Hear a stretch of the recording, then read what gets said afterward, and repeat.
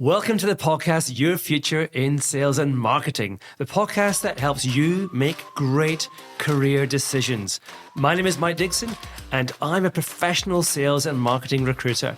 I love what I do, but my biggest frustration is seeing too many people not realizing their career potential. In this podcast, I'll introduce you to my network, an amazing group of business leaders from the biggest tier 1 organizations through to some super fast growth SMEs. They'll share their career journeys and give unique advice and insights on managing your career and leading a function and a business. Join me, Mike Dixon of AXR Recruitment and Search, to help guide your future in sales and marketing. Well, hello and welcome to the podcast, Your Future in Sales and Marketing, with me, Mike Dixon, Director of AXR Recruitment and Search. Our purpose at AXR is to help you make great career decisions. And in the podcast today, we're going to challenge your thinking. Is the corporate path for you? Maybe, maybe not. Welcome to today's guest, a man whose star is rising in the FMCG and non-alcohol liquor world, founder and CEO of Yes You Can Drinks, Tyler Martin. Tyler, how are you? Yeah, I'm good. Thanks for having me.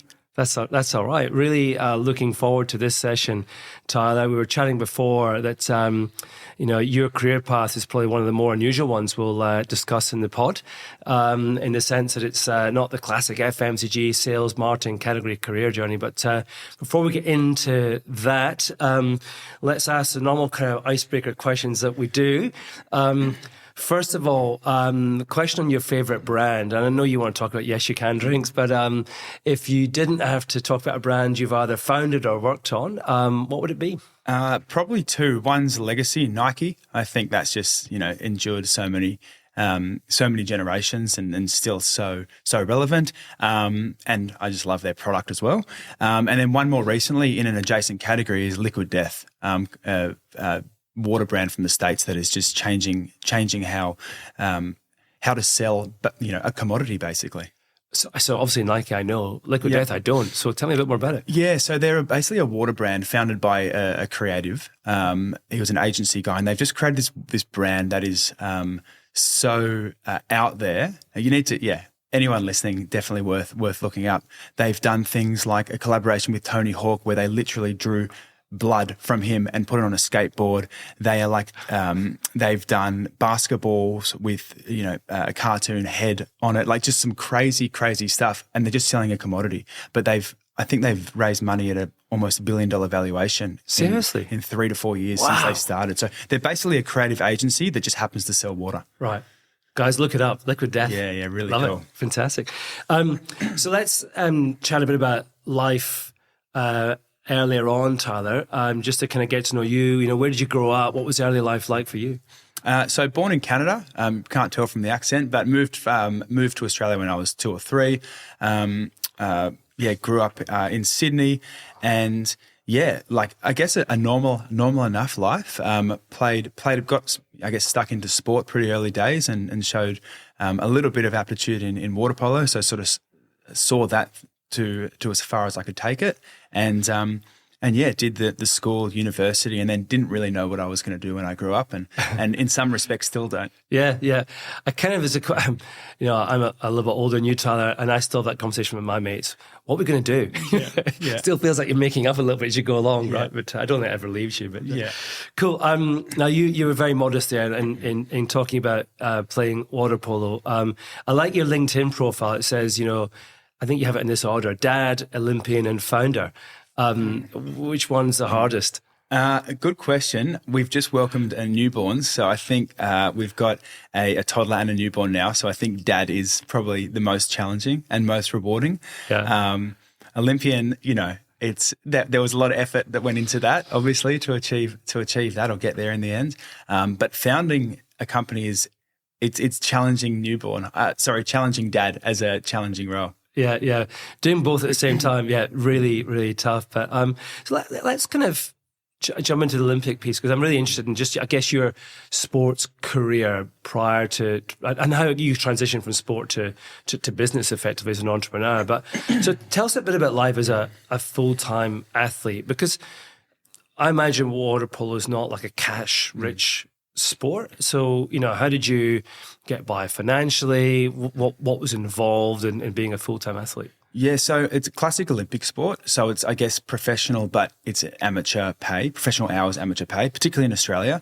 Like for context, the best player in the world right now might be earning about 250 thousand Australian dollars. Right. And that's the LeBron James of water polo, triple Olympian, gold medals, blah, blah, blah. So and because of that, you're training early in the mornings, you're training late at nights, the day is filled with school or uni or work. I played professionally for not a whole lot of money, but enough to save a little bit and go on a holiday at the end of the season. So I played in Italy, France, and Hungary. Amazing experiences, but again, it was never going to sort of buy me a house. And it was all in pursuit of the goal of going to the Olympics and playing for Australia at the high level. And so while I was playing, I saw an opportunity, and I actually started a swimwear business. And it was something that I could sort of work from a laptop. I guess how I started it, I happened to meet a guy when I was playing in Italy, an American guy in a bar. I was 20. I got his business card. I came back at the end of the season and just emailed and said, hey, and he owned a swimwear business in the States. I emailed him. I said, hey, I'll do some work for you over here. One thing led to another. I ended up sort of going past that avenue and going straight to the factory and starting my own business. So I started that business, ran that for about 6 or 7 years in the end. And the first year, it paid for my holiday. The next year, it paid for my car, and it slowly but surely became a really good little business. So that was kind of how I merged sport and survival and of making money.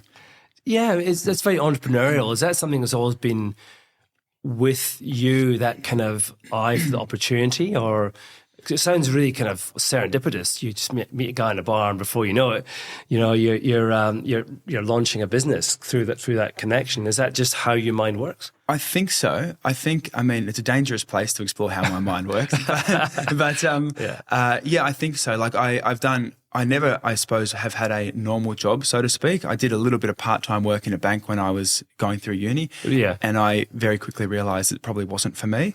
I guess that's just how my mind works. And similar as we'll get to with Yes You Can Drinks, it's an opportunity, whether I have it or don't have experience, it's just, I guess, giving it a shot. Yeah. And the swimming brand Delfina? Yep. And that's still going as a business? Yeah. So I sort of stepped away from that just before COVID. And part of that exit was actually contingent on future sales, and then everything stopped over COVID. So I was in the year of my chill time, so to speak, because I sold it for an amount that wasn't going to buy me my mega yacht, but could buy me a little bit of time just to sort of figure out the next thing. That was up in the air because COVID happened. So we actually very, very quickly pivoted into doing face masks, and I jumped straight back in. So Delfina was a face mask business for a year. Okay. And we ended up doing face masks for BMW, Mercedes, like Beacon Lighting, Miele, a whole heap of random and big companies. Yeah. And Zero Swimwear for about 9 months, and then and so in that business, it was probably 2 or 3 different businesses that sort of came out of it. But yeah, that's still going now. So it's order has resumed, I suppose. And they're still doing really well, and I'm still involved at, I guess, an advisor level there. Okay, so it's still connected. Yeah. Great. And did you ever, you mentioned you worked at the bank when you were kind of at uni. Did the corporate path and corporate world ever appeal, or did you see, is it something that presented itself, or you just decided not to pursue that? Yeah, it never really appealed to me, and there was never something that really I really gravitated towards in that space. But I've got lots of friends in it, and it's amazing for some people, but probably just not for me. Yeah, at this stage at least. Well, yeah, exactly. But and was that just perception, or the feeling that you would be tied a little bit down, or what kind of, when you just explore that a little bit for me? Yeah, so I don't fully know a short, sharp answer for you on that one, but I think a couple of things. Whilst I've been in a team and I've always had amazing coaches, I don't like the idea of, reporting to a schedule and a structure that I may not necessarily agree with. I like the freedom of doing my own thing. And whilst I would say I work significantly longer hours than I would if I had a corporate job now, I am the decision maker on that. So I'm the architect of my own life, I suppose, in that way. So yeah, I think I just didn't want to be tied down. I'm not a suit wearing guy, really. I'm just I respect it, and I'm not like anti-corporate, but it's just not for me. Yeah. No, I understand. So founding Delfina, you were still playing water polo at that time. So you got to the Olympics. Which Olympics were you? Rio 2016. Rio 2016, great. And did you continue after that? Or was that the kind of pinnacle and stop after that? Yeah, so I was 26 there, which is really young in terms of your water polo maturity. Okay. Like you come into your best years, in theory, like early 30s. But I'd done everything that I wanted to achieve: Olympics, world champs, played overseas, et cetera, et cetera. So playing at the high level, like playing for Australia, requires 20, 25 hours a week of training, pretty much all year round, and games, training, whatnot. Lots of travel. Had a serious girlfriend who's my fiance and mum of our 2 kids. So it was just, there was nothing left for me to sort of give or get, I suppose. I still play at like the A-League level of water polo. It's like the highest you can play in Australia for my local team, and I still love that. But yeah, in terms of like an international career, I just happened to hit my 100th game for Australia. I was like, that's enough. I'm really satisfied where that landed. Oh, congrats. 100 games for Australia, world champs, Olympics. It's I think probably the first person in the podcast. We've had a professional athlete on actually, but I don't think he went to Olympics. So you're definitely one up there. Congrats, superb career. And part of it was also the fact that, you know, Delfina was going well, and you could see you're getting some excitement and I guess engagement. And you could see a future in business as well. Yeah, definitely. I think because you do pretty much put your life to a degree on hold. Your priority more or less has to be the sport, and it's thankless in that it's not a high paying sport like your rugby leagues or your NBAs or anything like that. So at some point, like in Australia, 26 is old for many Olympic sports. So, there was definitely that. I was like, I wanted to run hard with Delfina. And then I always knew that I wouldn't be running Delfina forever. And I wanted to jump into something that was more scalable as well. So you're still connected to Delfina on an advisory basis, but you exited that business by and large just before COVID. Yeah. But you also found another business, Pet Flares. Yeah, so that's a funny sort of business that we start. Me and a really good friend of mine who's doing amazing things in the health tech space now. He was working at Koala Mattress, a real creative guy. We said, let's just do a fun little project, a Kickstarter. So it was kind of like, I'm not too sure if you know Kickstarter, but it's a website where you launch, I guess, an idea, and then you get people to say, yeah, I like the idea, I'm going to pre-purchase this. Okay. And then Kickstarter. Yeah, and it's quite interesting for like idea incubation. And you know, for any FMCG prospective founders, it's probably a good testing opportunity. Hey, I'm going to launch this, whatever it may be. Is there enough interest out there? So we did that. So the idea was we'd put people's pets on swimwear, towels, and bags and a few other things. And we leveraged the relationship with Delfina Factory to actually bring this to life. Anyway, so we launched on Kickstarter and it went crazy. We did 100 and something thousand worth of pre-sales in like a matter of weeks. Really? We spent nothing on PR. We got everyone from like the Daily Mail, like it got, I think, 60 million views on like across various platforms around the world. We ended up having orders from, I think, 53 countries. George Takei shared it on his personal page. It was like quite bizarre. And in the end, once it was all said and done, and we fulfilled orders, we were packing us. It was complete mayhem. And by the end, we didn't make much money out of it. And we ended up doing a couple of $100,000 in sales in like a short period of time. But there wasn't a sustainable business there.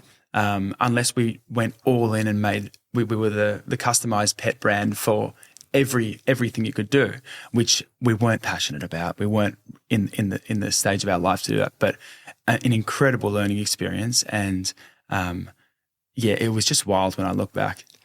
What an amazing story, really. Yeah. I think a lot of people who have an entrepreneurial kind of bent, there's a leap from an idea to reality. But then there's a reality, it doesn't always work out, even though that you can have success in some level.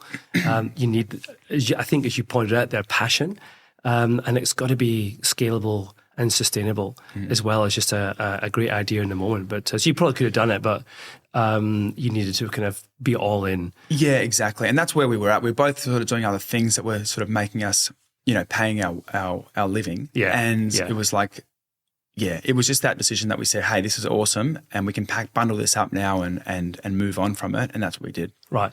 So definitely developing some entrepreneurial I guess, muscle and learning a lot about business startups, going through the Delphina and Pet Flair, and which takes us on to Yes You Can Drinks, which is the current business, and how I got to know you, Tyler. But so it feels like a big leap, from what you've done before into the world of FMCG effectively. Tell us the story, how and why. Yeah, so like I touched on before, I was supposed to have a year off that coincided with COVID. So I was out of Delphina. We ended up doing face masks, which was complete mayhem as well. Yeah. I think I'm a sucker for punishment, I think. But we moved to New Zealand, where my partner's from. Because of COVID, we didn't know what it was. She was pregnant. So we bunkered down in New Zealand for about a year. We were supposed to stay a few months. COVID did its thing, and we ended up staying, and it was great. While we were over there, she was pregnant. I was just sort of saying, I'm going to have a bit of time off and find my next thing. Doing a whole heap of research in consumer brands, because consumer brands have always interested me. Doing some research in the States, what's going on there, what are some trends, et cetera, et cetera. And I was sort of floating around beverage or, different bits and pieces, completely naively, and we'll get to how naive I was and probably still am in a bit. And she was pregnant. We're at a restaurant. Everyone was having a drink and she was craving a spritz. She couldn't have a spritz. That kind of said, hey, that's a need state. And it sort of triggered something in me that in my sporting career, there was plenty of times when I had fake vodka sodas. I'd be out with my friends. I'd buy a round. It'd be 6 vodka sodas and mine would just be soda because I had training or a game or a flight, but I wanted to fit in and not, I guess, be abused by my friends. So I was like, oh, that's something. So it ticked a few boxes just on a personal level. And we said, okay, let's dig a bit deeper here. Started no idea about food tech, no idea about beverage, no idea about, so many things. But I thought, let's just peel the onion back layer by layer. First, let's just talk to a branding agency. Let's see if we can come up with something that's cool. Cool is a terrible word, but like something that's different and exciting, let's say. We did a bit of research on the marketplace. There was no one that was doing what we wanted to do. Heaps Normal in the beer world had kind of just launched, and I was like, oh, that's a really interesting, disruptive brand in a category that needs some life and excitement around it. Maybe we could have our spin on the cocktail space of that. And then I reached out to all these flavor houses that I just literally had to Google. Barely anyone got back to me because I was just another tire kicker in their eyes. And it's funny now, they're all emailing, hey, can we work with you? Can we work with you? It's like, where were you when I needed you? A friend of mine who was in, supplement space connected me got me the backdoor introduction with a flavor house in New Zealand. And I said, this is my idea. And then we said, let's work on this together. I got a cocktail mixologist who was an award-winning mixologist over in Australia to basically write out the perfect serve of the 15 most popular cocktails. We literally made those cocktails with the food tech and the food scientist in the lab in the alcohol form. We said, okay, change this, do this, do this, do this, and we got our first prototypes. And then I thought, all right, we've got something here. Yeah. So you've, that's a really kind of, so needs-based idea came along, actually did something about it, created this product portfolio with a view that you were going to create this brand. But FMCG, whether it's liquor, non-alcohol, it's just full of people who are world experts. They've been doing it forever. And in steps you. How far has your knowledge come? Where did you start? How much do you know now? Well, when we ideated it, it was about two and a bit years ago when the idea came to me. Yeah. And I reckon I didn't know what FMCG was as an acronym until about just over a year ago. So I was like, FMCG, CPG. Oh, I'm like, what are all these crazy? And so I knew nothing. And what I knew was how to basically build something from nothing. I'd done that a few times and just find that ability to find, plug the gaps, help build a brand. And I didn't know anything about launching a product to market in FMCG. So what we did, we ended up moving back to Australia. We had a canning, I worked out getting the canning. I was speaking to the canning suppliers, to the third-party manufacturers, coordinating all this stuff that normally I now know is a team of people doing, supply chain operations teams. Yep. We were ready to go, and then the guys we were ready to go with, they used the preservative that we didn't want to use, and I didn't know about it. I didn't know what a preservative really was and the benefits or disadvantages of that. So at literally the 11th hour, we had to change from a Brisbane manufacturer to a Melbourne-based manufacturer, which meant getting all our cans, packaging, everything from Brisbane to Melbourne when they originally started in Melbourne, literally around the corner from the production, and running around like a madman calling people, hey, can we do this? Can we do that? Then we finally had our run and we've got 50 pallets of product and I've got no distributor, nowhere to sell them, a website that was basically geared for semi-e-commerce but not really optimized. It was like more of a nice landing page. Yeah. And I'm like, oh, crap. I don't know what I'm doing here. And that was it was just like baptism of fire. I've actually got a document that I literally build every week, or add to every week. That's like things I would like learnings, I suppose. Yeah, yeah. And there's a whole lot on go-to-market strategy. We should have had a conversation with the major retailers, distributors a year before this was even made. Yeah, correct. But I didn't know that. Yeah. And I was like, I'll build something great and people will just like it. and people did like it. If you build it, they will come. Basically. Yeah. But they like it, but they didn't know where to get it from. But where do I buy it? Oh, will I get it online? Oh, it's not there anymore. So that distribution I've learned is absolutely key. Yeah. And that was the one massive missing piece of the puzzle that I didn't even think about. Yeah. Well, the product's great. I've obviously tried it. So Tyler, for those who are watching as opposed to listening on podcast, you've got some cans here today, so show us your range. Yeah, cool. So this is our core range. I'll lead with the hero product. This is our spritz based. This is the original prototype. We've worked on a few times, but this was the original idea behind it. My partner wanted a spritz, so this is her product. Basically, we made this for her. Dark and Stormy. This one won world's best non-alcoholic drink last year in the World Drinks Awards. So wow. we sent stuff over. Again, I didn't know that's what you do. I get a call from someone saying, hey, you're entering the World Drinks Awards? I said, oh, what's that? Sent it over. I'm like, oh, if we win, we'll talk about it. If we don't, this never happened. Yeah. That one happened to win the world's best drink, which was unreal for us and huge validation by experts. G&T, gin and tonic, classic dry bitter gin and tonic. They were our original three. Then we launched a Yuzu Sake, which has been our second best seller since we've launched it. It's been really, really popular and a bit of a challenger flavor. Yeah. And then this is our most recent, which is just like my new favorite actually. And I'm not a Bellini drinker, but Peach Bellini. We did a collaboration with Acon, which is a LGBTQ plus charity partner, and we launched that in Pride Month early this year for Mardi Gras, and that's our core range. And we've got heaps of NPD ready to go. But like I touched on before, until we have solid distribution strategy and go-to-market plans, I now know that I'm not going to have a shed full of NPD that might be the best product in the world, but to bring the customer along with us. Yeah, bringing the customer journey is key. And let's just focus on the customer for a bit, because I love it. You got 50 pallets of stock and you're like, oh, where do I sell this? How do I sell this? What did you start with in terms of a sales strategy, and where are you now? Yeah, so that's been probably the biggest learning. Like everything from channel strategy, just managing distributors, where do we have direct partnerships? What does online play? What role does that play for us? Which we still think is going to be a big role moving forward as well. So without going into the nitty-gritty details, we've had 3 or 4 different distributors. Some have been good, some haven't, been amazing for both parties. We haven't had a messy divorce from any distributor, but we've had, robust conversations about strategies and sales plans and targets and things like that. So we managed to get a few distribution deals.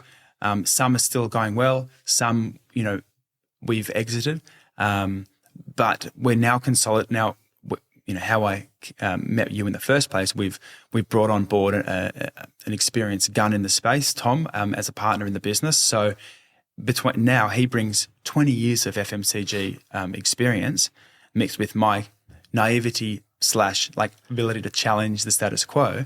And now we're I guess a year in market. Now we know who we want to speak directly to, what channels we're just not going to go near now because they're not ready for it, and where we want to work with distribution or wholesale partners. So I'm much clearer around that now.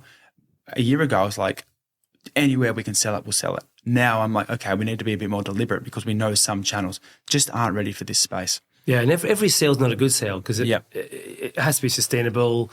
You're in line with your strategy. And I guess that's where someone like Tom Donovan comes in. His background is Diageo, Red Bull, Krispy Kreme, and so you guys together potentially make a pretty formidable team in terms of putting that kind of energy and go-getting mindset from you to somebody who's kind of process structure. Let's kind of do that, do it properly. So I think it's a really interesting team, and can't wait to see where it goes. But and when we start to look forward, what do you think the future is for the business? Yeah, so we're really excited by it. We think that it's still such an early category in Australia, and it's getting a bit of buzz out there, non-alcoholic. We know the trends. People are drinking less and less and less. We want to be an iconic brand that is, I guess, synonymous with mindful drinking. And I think we've got everything there. We've got great liquid. We've got a great brand.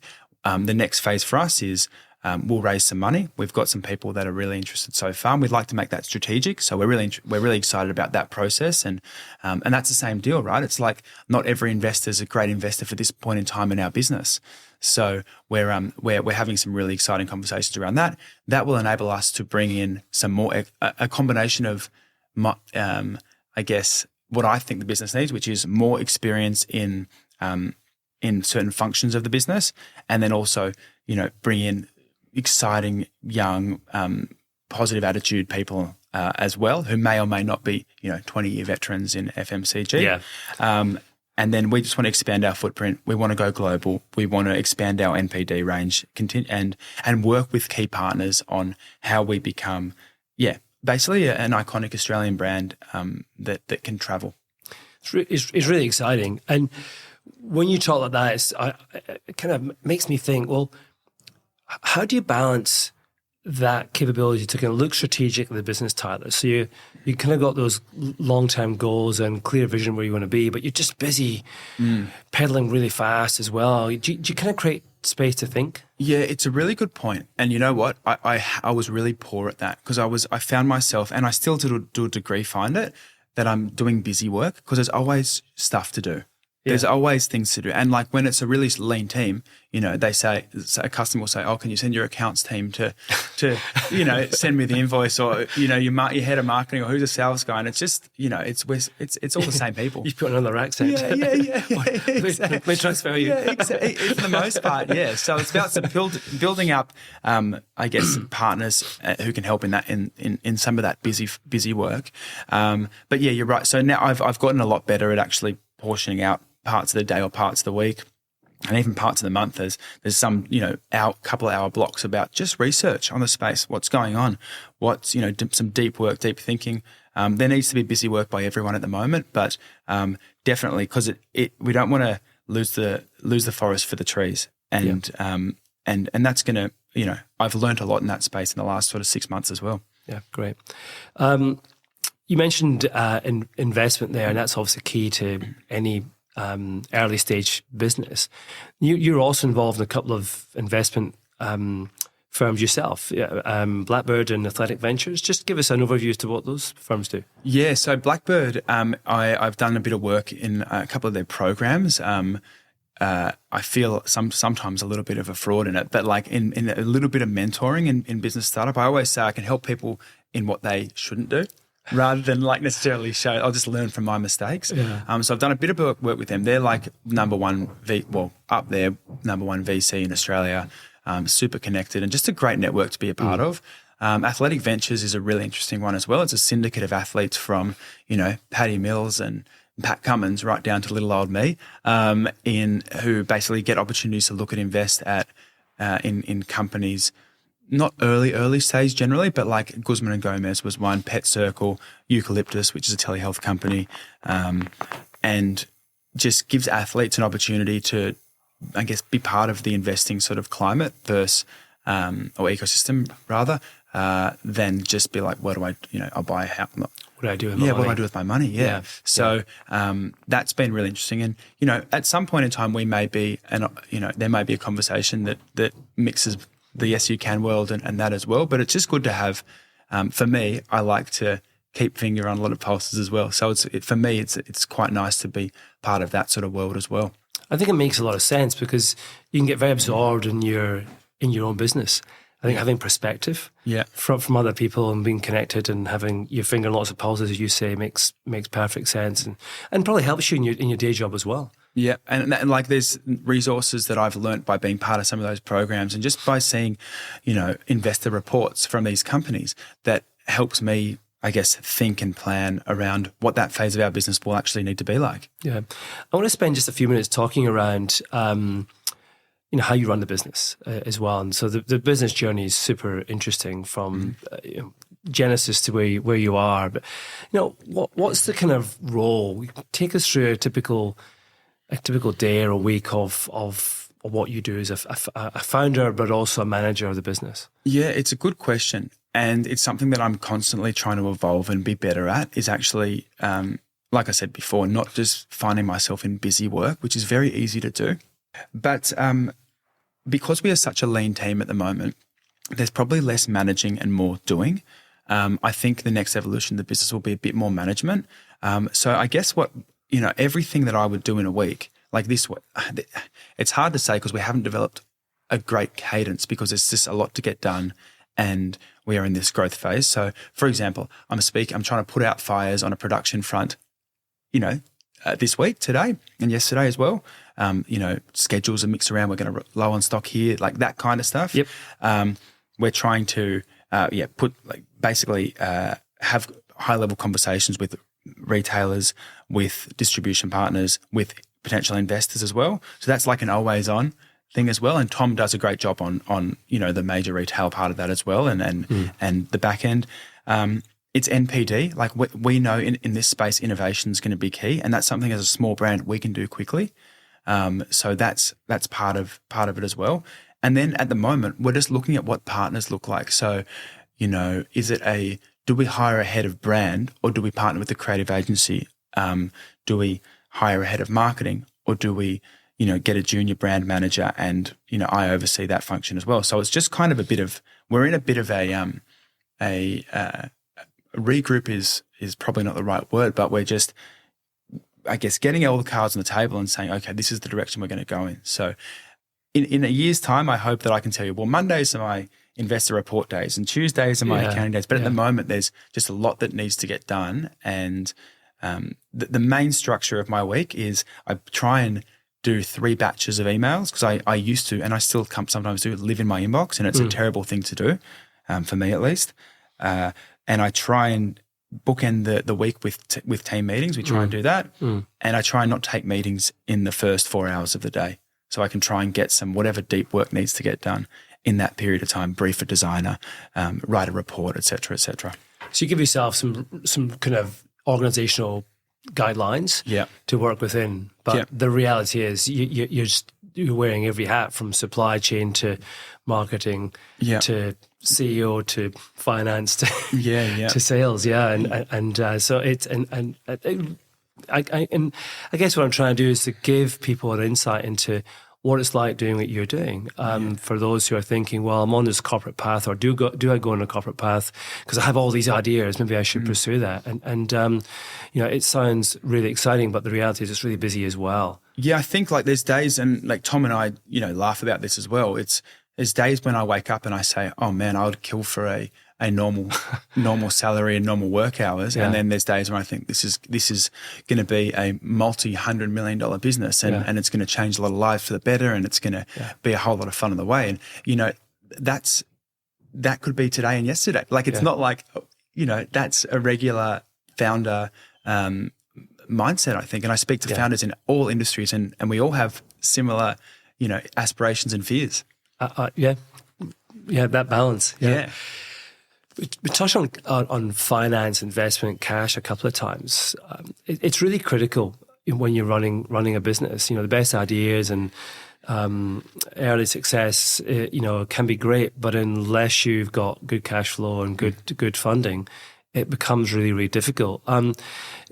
Give us an insight into, not the numbers, but just, the funding phases you might go through in a business like yours. Yeah, so we bootstrapped it. I bootstrapped it to start, and that I think was good. Because I don't want to take people's money if I haven't.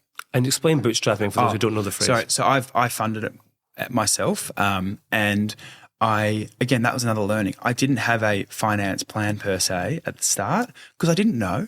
And to be honest, that's no excuse. I should have made some really best and worst case assumptions. What I've learned, FMCG is wildly expensive to start. There's cost to everything. There's cost to build the thing, and there's setup costs and all that kind of stuff. And you don't get economies of scale until you're bigger, right? Which is why it's so hard for small independent brands to actually thrive, especially early. But I think for me, we've proved the concept. We're getting awards. People like the drinks. The category's moving. Now we need real money to actually, or more money, let's say, to actually really move the needle. There's been plenty of things that have been great use of money, and there's been plenty of things that haven't been, and it's easy to say in retrospect. Yeah. But for sure, it's a capital-intensive game. Yeah. And now, I guess, but where I can speak to an investor now and say, well, I put a decent amount of my money in just to prove this thing. Now, and that was me, one guy essentially who had no idea about FMCG, somehow, some way managed to get us into a few places and prove a bit of a concept.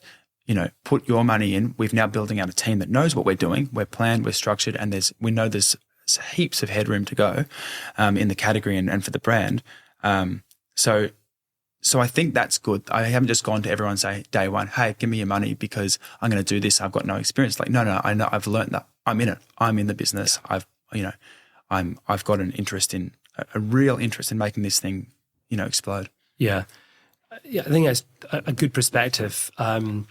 Taking an idea to investors is very, very tough. Taking something that you've bootstrapped and kind of proving the worth in the market and say, look, this is more than an idea. This is I now have something, and then you're into the phase 2 scale. But brilliant, absolutely love it.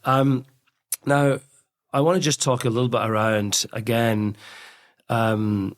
I guess timing and thinking about advice for others who might be considering, gosh, do I do this? Is there ever a right time to do it? You've done it several times now. Do you need a certain degree of life experience, or is it more just a mindset? In my experience, which I can speak to, I think it's probably just more a mindset. I saw an opportunity. I thought, hey, that's something worth pursuing. There's a good amount of naivety in it. Just the right amount. I think, I talk about it as like a hurdling race.